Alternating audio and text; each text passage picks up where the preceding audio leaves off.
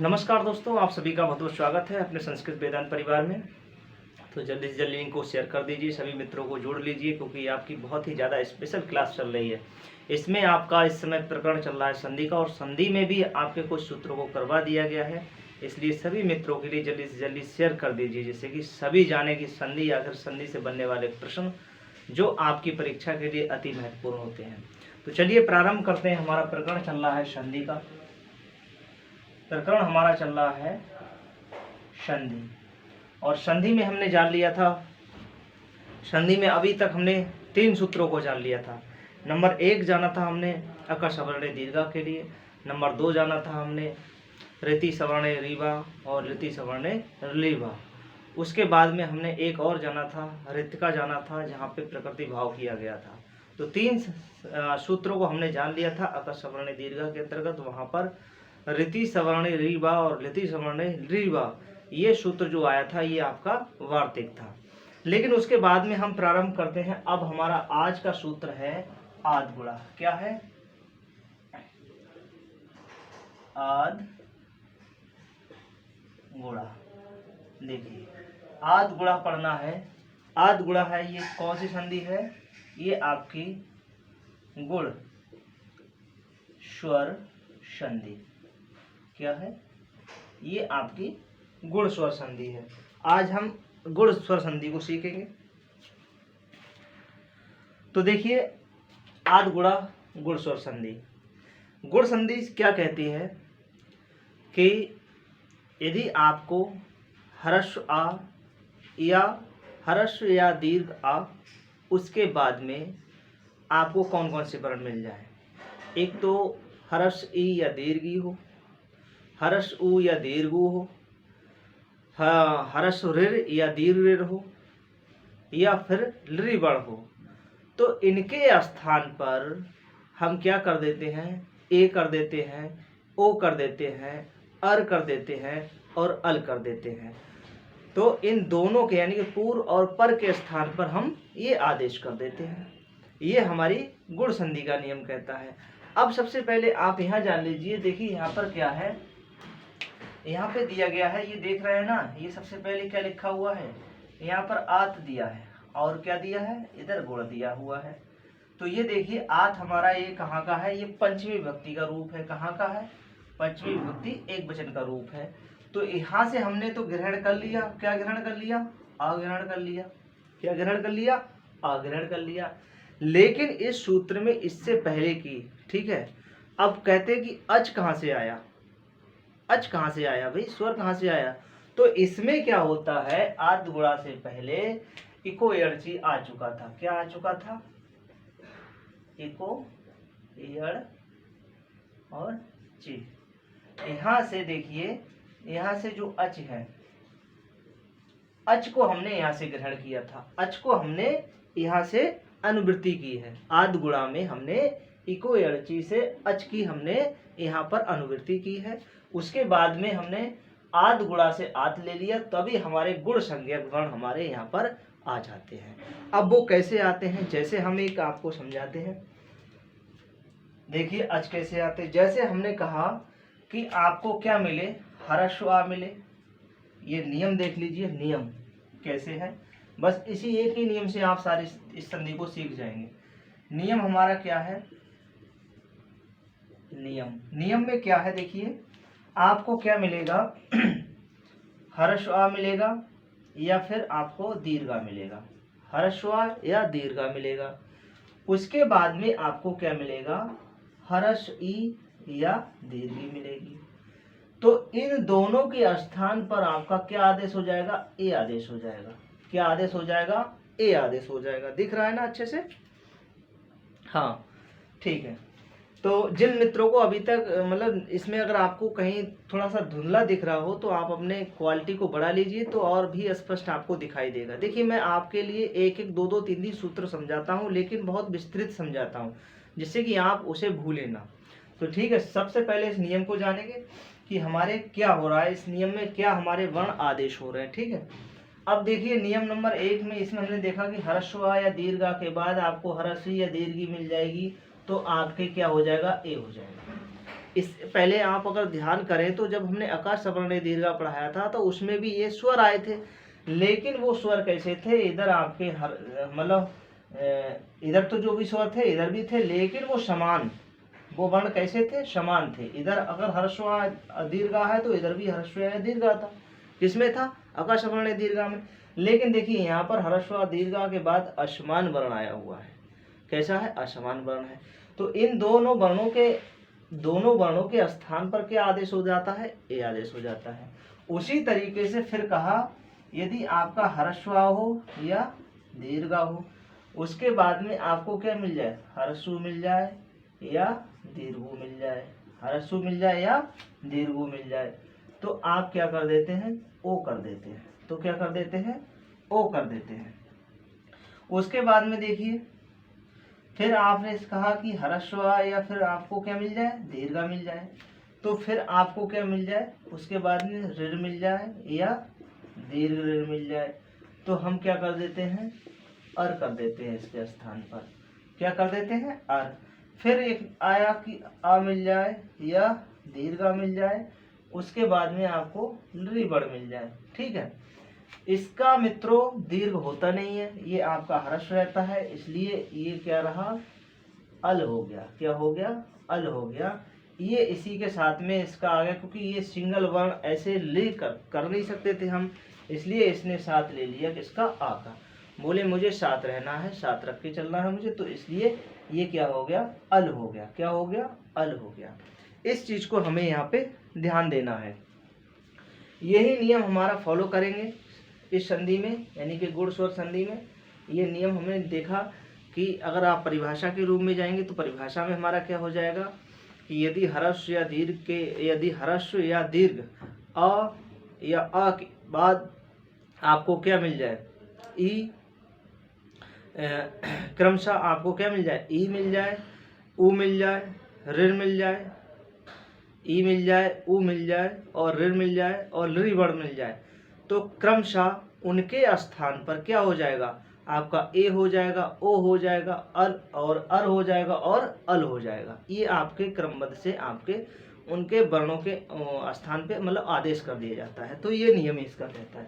अब इसके हम कुछ उदाहरण देखते हैं और इस नियम को देखते हैं, देखिए कैसे वो नियम हमारा फॉलो हो रहा है।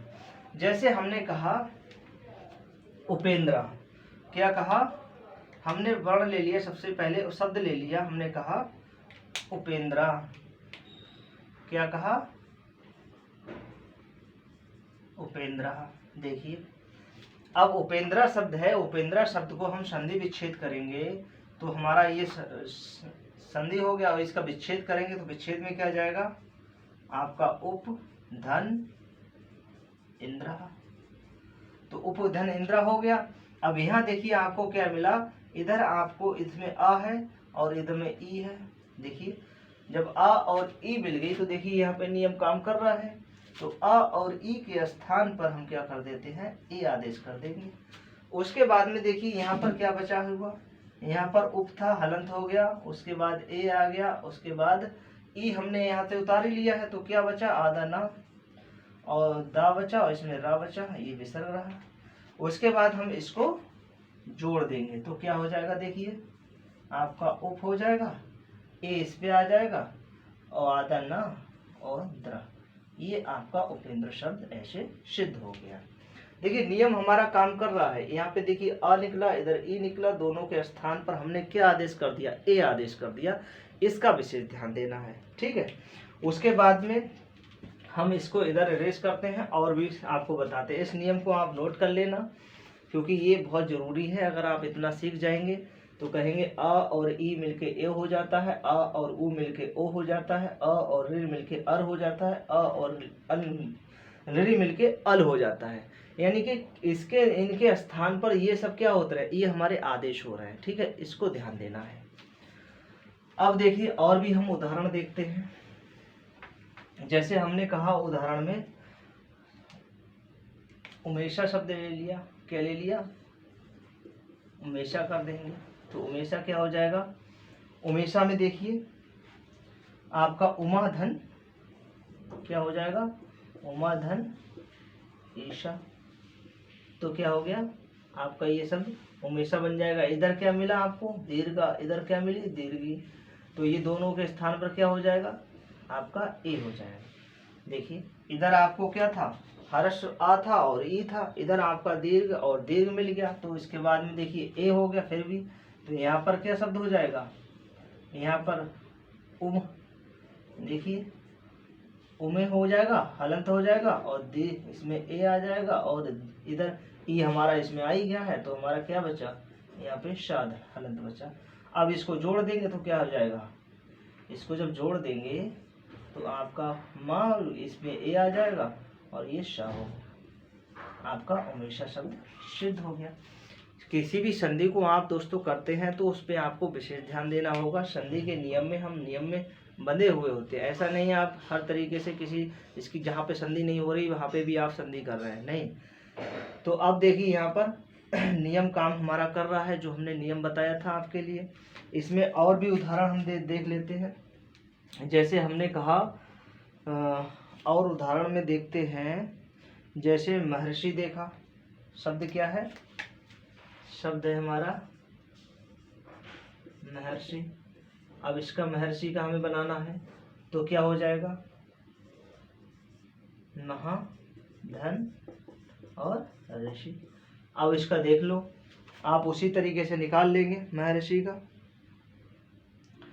महर्षि का उसी तरीके से आप करेंगे। अब इधर क्या है, देखिए इधर क्या है आपका, इसमें आपका दीर्घ है और इधर क्या है, ऋ है, तो क्या हो गया, ये आपका अर हो गया। अब इधर क्या बचा, इधर मह बचा, और इधर क्या बचा, अर बचा, और इधर क्या बचा, आपका शी बचा। अगर आपका यहाँ पर विसर्ग है महर्षि में तो आप विसर्ग लगा दीजिए, विसर्ग उसका जरूर ध्यान देना। अगर आपके मूल शब्द में विसर्ग है तो आप विसर्ग का ध्यान देंगे। उसके बाद में अब इसको जोड़ देंगे तो क्या हो जाएगा, देखिए मह हो गया, ये आ इसमें आ गया, और रा हमारा ऊपर चला जाएगा, किस पे चला जाएगा, ये इस पे चला जाएगा, यानी कि जो शी है मूर्धन शी इस पे चला जाएगा, और इसको हम क्या कर देंगे, विसर्ग कर देंगे। तो क्या हो गया, शब्द महर्षि शब्द आपका सिद्ध हो गया। ठीक है, ऐसे करके। तो इसमें क्या मिला, ये अर वाला हमारे लिए उदाहरण मिल गया। इसमें क्या मिल गया, अर वाला मिल गया। एक ला वाला भी देख लीजिए। इसी तरीके से बहुत सारे आपको उदाहरण मिलेंगे। आप जब भी संधि करते समय इन नियमों का आप ध्यान देना कि सबसे पहले आप इन वर्णों को निकालेंगे, फिर उसके स्थान पर आदेश करेंगे, तब जाके फिर देखेंगे कि उनको फिर उसमें से क्या बचा शेष, फिर हम शेष निकालेंगे, फिर जो हमें आदेश यहाँ पे हुआ है वो लिखेंगे, फिर इसमें से हमने निकाला हुआ क्या शेष बचा वो हम वर्ण लिखेंगे, तब जाके हम उसको योग करेंगे उसका। ठीक है, तब हम शब्द का योग कर देंगे, शब्द हमारा सिद्ध हो जाएगा। उसी तरीके से एक शब्द और आता है, जैसे ला पे देखेंगे तो इधर हम थोड़ा सा बताते हैं। देखिए इतना आप समझ गए होंगे इधर का। जैसे अब देखिए इधर आपका है तवलकारा। देखिए अब ये क्या होगा, तब धन लिकारा, क्या होगा, तब धन लिकारा। यहाँ पर इसमें क्या विद्यमान है, आ है, और इधर क्या है, लरी है, तो इसके स्थान पर क्या हो गया, अल हो गया। क्या हो गया, अल हो गया। अब इसमें क्या बचा हमारा, ये तब बचा, वो भी हलंत युक्त, उसके बाद में ये हमारा अल आ गया, और धन उसके बाद में री हमारा आ गया। इधर क्या बचा, ये हमारा कारा बचा। अब इसको जोड़ देंगे तो क्या हो जाएगा, तब पूरा हो गया, ता और वा पूरा हो गया, और ला के देखिए तब आ जो आ है वो आ में आ गया, तो हमारा पूर्ण हो गया। उसके बाद में आधा ला आ गया इसमें, और कारा आ गया। देखिए तबल कारा आ गया सब। इस तरीके से आप शब्दों को बनाएंगे, इस तरीके से आप शब्दों को बनाएंगे। और भी शब्द जैसे है, जैसे गणेशा है, गणेशा शब्द बनाइए। देखिए गणेशा, तो क्या हो जाएगा, गण धन ईशा, गणेशा हो गया, गण धन ईशा। बहुत सारे शब्दों को आप इसी तरीके से बनाएंगे। नियम का आप देखते रहेंगे, नियम को आप अगर सही से समझ लेंगे तो आपके सामने शब्द कैसा भी आ जाए बहुत अच्छे से आप आसानी से बना सकते हैं। हमें बस इसमें यही ध्यान देना था कि जब हर्ष आ या दीर्घ आ हो उसके बाद में आपको क्या मिल जाए, ई मिल जाए, ह्रस्व या दीर्घ मिल जाए, ऋ मिल जाए, ह्रस्व या दीर्घ, उ मिल जाए, ह्रस्व या दीर्घ, लृ मिल जाए, लृ का दीर्घ होता नहीं है। तो उनके स्थान पर हमें आदेश देखना है कि आदेश किन वर्णों का हो रहा है, बस इतना ध्यान देना है। तो इसके और विशेष शब्द हैं जिनको आप कर सकते हैं। महर्षि भी हो गया, ग्रीष्म ऋतु हो जाता है, ग्रीष्म, ग्रीष्मार्तो। इस एक शब्द को और देख लीजिए, ऐसे करके ग्रीष्म। अब इसका क्या बनेगा, क्या करेंगे आप, इसका ग्रीष्म धन ऋतु। अब देखिए यहाँ पर, यहाँ क्या है विद्यमान, आ है और उधर क्या है, ऋ है। दोनों के स्थान पर क्या हो गया, आपका अर हो गया। तो इधर क्या बचा आपका, आपका ग्रीष्म बचा हलंत। इधर क्या मिला आपके लिए, अर मिला, और इधर आपका क्या बचा, तू बचा, क्या, तू। इस पे विसर्ग लगा देंगे तो यहाँ पे भी विसर्ग आ गया। अब देखिए इसमें क्या हुआ कि आपने इधर तो आप अब इसको जोड़ देंगे तो क्या हो जाएगा, आपका ग्रीष्म पूरा हो गया, और ये रा हमारा तू पे चला जाएगा। किस पे चला जाएगा, ये ग्रीष्म तू बन गया शब्द। ऐसे आप अपनी पुस्तकों से, आप कहीं भी पुस्तक मिले आप उनको देखिएगा, उसमें से आप 4, 6, 10 उदाहरणों को जरूर बनाइएगा। जब आप बनाएंगे तब आपका और इजी हो जाएगा। तो ये हमारा रहा आद गुणा से। आद गुणा में जो अच की वृद्धि हुई आई है, मतलब अनुवृत्ति आई, वो किससे आई है, इको एड़ची सूत्र से हमारी यहाँ पर अच की वृद्धि आई है। आद गुणा से, वो यानी कि गुण स्वर संधि का सूत्र क्या है, आद गुणा। यहीं पर एक चीज और सीख लेते हैं, इसका अगर आपसे पूछा जाए कि संज्ञक सूत्र कौन सा है, कौन सा, संज्ञा, संज्ञा सूत्र। तो आप संज्ञा सूत्र को आप क्या बताएंगे, संज्ञा सूत्र में आपका क्या रहेगा, अदेंग, क्या रहेगा, अदेंग गुणा। सूत्र क्या रहेगा, अदेंग गुणा। आपका ये कैसा सूत्र है, संज्ञा सूत्र है।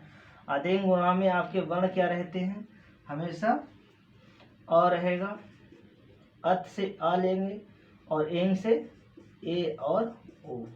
ये हमारे गुण संज्ञक यहाँ पर वर्ण भी हो गए। ये 3 हमारे यहाँ पर गुण संज्ञक वर्ण हो गए। क्या होगा, ये गुण संज्ञक वर्ण। गुण संज्ञक वर्णों की संख्या पूछ ली जाए तो आप क्या बताएंगे, गुण संज्ञक वर्णों की संख्या कितनी होती है, 3 होती है। ठीक है, तो इतना बहुत अच्छे से आप जान गए होंगे। चलिए हम एक और सूत्र देखते हैं नेक्स्ट सूत्र के लिए। अभी इसे गुण का वादक सूत्र हम देखते हैं, जहां पर वार्तिक ने दिया है अपना, वार्तिक ने दिया कि भाई आप इस नियम को अगर फॉलो कर रहे हैं तो बताइए यहाँ पर क्या होगा। तो उन्होंने सबसे पहले सूत्र दिया, कौन सा दिया, अक्षा दुहिल्याम उप संख्यानम, अक्षा दुहिल्याम उपसंख्यानम, अक्षा दुहिल्याम उपसंख्यानम। ये क्या है, ये आपका दोस्तों वार्तिक है। क्या है, वार्तिक। वार्तिककार मैंने पिछले भी वीडियो में आपके लिए बताया है, वार्तिककार मैंने पिछले भी वीडियो में आपके लिए बताया था कि वार्तिककार कौन है, ये कात्यायन या आपके कौन है, वररुचि। इसको ध्यान देना है, कात्यायन या वररुचि। देखिए दोस्तों, मैं आपको एकदम हवा के कोई चीज़ नहीं पढ़ाना चाह रहा हूँ, मैं आपको रिलैक्स होके एकदम एक एक सूत्र की पूरी मीमांसा करके पढ़ा रहा हूँ, क्योंकि मेरा एक उद्देश्य रहता है कि मैं अपने सामने वाले सभी मित्रों के लिए, भाई बहनों के लिए ऐसा पढ़ाऊँ जिससे कि आप एक बार पढ़ने के बाद दोबारा आपको पढ़ने की आवश्यकता ना पड़े, सिर्फ रिवीजन। जैसे ही देखें आप एकदम समझ जाएं कि हाँ सर ने क्या बताया था। ठीक है, ऐसा नहीं केवल वही सूत्र आपको बता दिए जाएं और बस उन्हीं से उदाहरण बता दिए जाएं, लो साहब संधि हो गई, लेकिन ऐसा नहीं होता है दोस्तों। देखिए कैसे कैसे सवाल बनते हैं, आजकल सवालों में कितना ट्रेंड चेंज हो गया है, इस पर विशेष आपको ध्यान देना होगा। अब जैसे यहाँ पे एक सूत्र आ गया, कौन सा आ गया हमारा, ये वार्तिक आ गया। क्या है, कहा अक्षा दुहिल्यानाम उपसंख्यानम। उपसंख्यानम का तात्पर्य यहाँ पे है कि जानना चाहिए। ठीक है, क्या जानना चाहिए, बोले अक्ष हो और उहिनी हो, अक्ष हो ये अक्षात है, यहाँ पर क्या है, शब्द क्या है, कहा अक्षात और उहिनी, उहिनी शब्द है, ठीक है, उहिनी। फिर क्या है, धन उपसंख्यानम, उपसंख्यानम, ये था। तो यहाँ पर उहिनिम, उहिनिम है ना, उहिनिम, तभी तो आप उपसंख्यानम करेंगे, उहिनिम, ठीक है, ऐसे करके। अब ये हमारा इस पे आ जाएगा।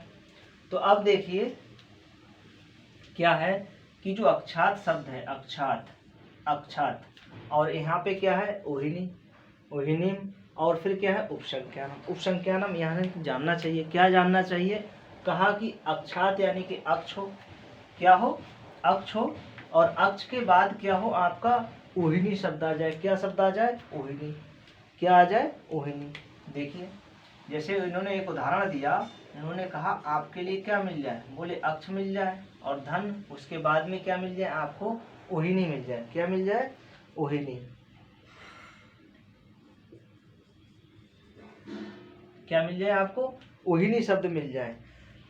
तो आप इसमें क्या कर देंगे, अब देखिए नियम, जैसे हमने इससे पहले के जो नियम देख रहे थे, तो हमने देखा जैसे अ और उ मिलके क्या हो रहा था, ओ हो रहा था, अ और उ मिलके क्या हो रहा था। जैसे यहाँ पर हम क्या करते, हर्ष आ, इधर उ मिल गया हमें दीर्घ, तो आ और उ मिलके क्या हो रहा था, ओ हो रहा था, और ओ मिल रहा है, ओ की क्या मात्रा होती है, एक, ठीक है।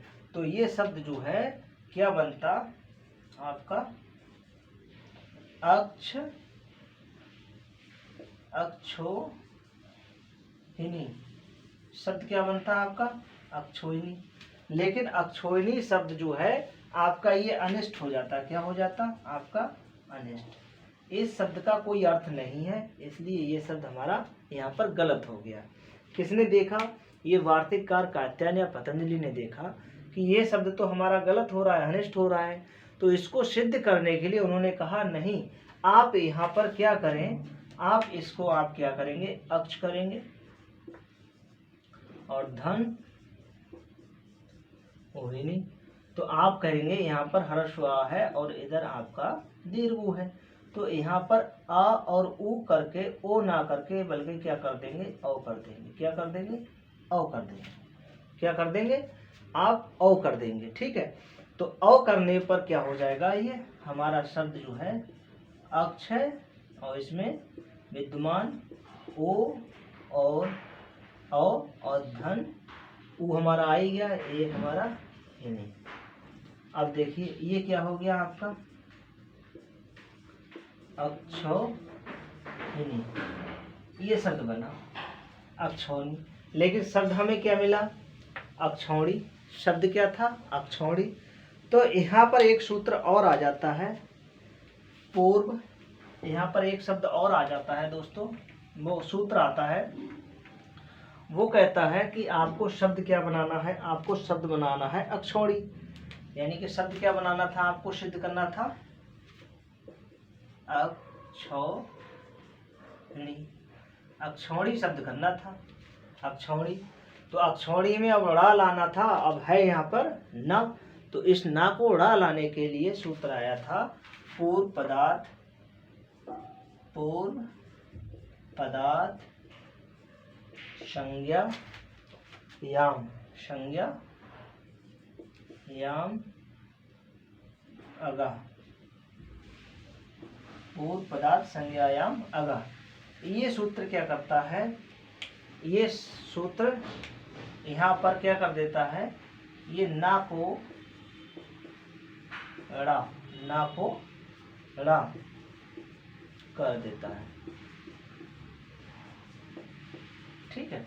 इतना आप समझ लीजिए। यहाँ पर क्या है, पूर्व पदार्थ संज्ञायाम अगः, पूर्व पदार्थ संज्ञा, संज्ञा याम, याम माँ पे हलंत रहेगा, इधर माँ हमारा इधर चला जाएगा तो हो जाएगा अगः। तो ये सूत्र हमारा क्या कहता है कि अक्षा ध्वनिया नाम उपसंख्यानम, ये हमारा एक वार्तिक है, कात्यायन या वररुचि के द्वारा ये वार्तिक दिया गया। उन्होंने नियम में देखा कि नियम में तो हमारा क्या बनना था, आधगुण बनना था, लेकिन यहाँ गुण ना करके इस शब्द में क्या हो गया, अब ये शब्द हमारा क्या बना यहाँ पर, ये अक्षौणी के स्थान पर क्या बन जाएगा आपका अक्षौहिणी। अब अक्षौणी शब्द बन गया तो ये संधि हमारी कौन सी हो गई, ये आपकी गुण ना होके क्या हो गई, यहाँ पर वृद्धि संधि हो गई। क्या हो गई आपकी वृद्धि। ये जो शब्द बना है अक्षौणी वाला, ये हमारा क्या हो गया, यहाँ पर ये हमारी वृद्धि संधि हो गई। कौन सी संधि हो गई, वृद्धि। यहाँ पर गुण का वादक हो गई, यानी कि गुण हमारा नहीं रहा बल्कि संधि कौन सी हो गई, वृद्धि हो गई। इसका ध्यान देना है। तो एक बार फिर से आपको यहाँ पर रिवीजन लेता हूँ। देखिए, अक्षा दोहिन्यानाम उपसंख्यानम वार्तिककार कात्यायन या वरुचि के द्वारा दिए गया है। इसमें बताया गया कि अक्ष के बाद यदि कोई ओहिनी शब्द मिल जाए, अक्ष के बाद यदि कोई ओहिनी शब्द मिल जाए तो आप वहाँ पर क्या करें, गुण ना करके बल्कि क्या कर दें, वृद्धि कर दें। ठीक है, ऐसा भी जानना चाहिए। अब शब्द हमें क्या मिला, अक्ष और ओहिनी। अक्ष ओहिनी में अगर हमने निकाला अ और उ मिलके तो हो तो रहा था ओ, होने को तो गुण हो रहा था, लेकिन गुण ना करके यहाँ पे कह दिया इन्होंने भी वृद्धि कर दो इसे, क्योंकि अक्ष अगर ओहिनी करेंगे, अक्षो नहीं करेंगे तो वो शब्द हमारा अनिष्ट हो जाएगा, उसका कोई अर्थ नहीं निकलेगा। और यहाँ पर जब अक्ष और ओहिनी करके अक्षौणी करा तो इसका शब्द भी निकला, अर्थ भी निकला कि अक्षौणी का मतलब सेना होती है। ठीक है, तो यहाँ पर अक्षौणी कर दिया गया, अक्ष ओहिनी ना करके बल्कि अक्षौणी कर दिया गया था। और अक्षौणी शब्द में हमारी संधि कौन सी होगी, वृद्धि संधि हो गई। यहाँ पर गुण का वादक हो गया, यानी गुण ना करके हम क्या कर देंगे, वृद्धि कर देंगे। तो इस सूत्र को विशेष ध्यान रखना दोस्तों, बहुत इंपॉर्टेंट है। शब्द भी बहुत इंपॉर्टेंट है, क्योंकि इससे बनने वाला ऐसा ही शब्द है कि इन्होंने स्पेशल एक ही शब्द दिया, उन्होंने अक्ष के बाद कोई ओहिनी मिल जाए, अक्ष के बाद कोई ओहिनी शब्द मिल जाए तो यहाँ पर इन्होंने कह दिया कि वहाँ गुण ना करके बल्कि क्या कर देंगे, वृद्धि कर देंगे। ठीक है, तो ये दो सूत्र हमने यहाँ सिद्धि करी है। नेक्स्ट वीडियो में फिर आपको मिलेंगे। और सभी मित्रों के लिए लिंक को शेयर जरूर कर दीजिए। जिस मित्रों ने अभी तक हमारे चैनल को सब्सक्राइब नहीं किया है वो चैनल को सब्सक्राइब कर ले, जिससे कि आपको सभी हमारी वीडियो क्रमबद्धता से मिलती रहे। तो आज के लिए इतना ही रखते हैं, नेक्स्ट वीडियो में फिर मिलते हैं, तब तक के लिए नमस्कार।